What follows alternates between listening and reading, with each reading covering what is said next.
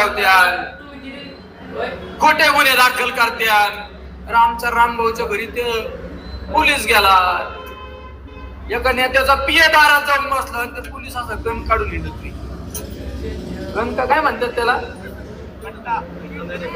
Pistol का काय, आपल्याला तर काय माहित नाही. आपल्याला तर काय गरज नाही पडली मला हे गनधारी घेऊन हिंडायची. ते पिस्टल काढून हिंडत होता. अरे रामभाऊ आमचा जरी साधा दिसला, माझ्यासारखाच आहे ना, मी पण साधा आहे.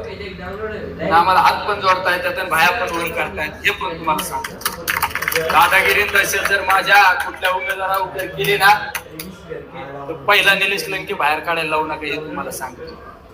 राजकारण सहनशीलतेने करतो आम्ही, लिनतेने करतो, नम्रतेने करतो. पण जर माझ्या उमेदवाराला जर कोणी चुकीच्या पद्धतीने खिंडीत आडून जर दादागिरी तसेच करायचा प्रयत्न केला ना, तर ही निलेश लंकेची गाठ आहे, हे पण तुम्हाला सांगतो. ही दादागिरी घरी ठेवायची,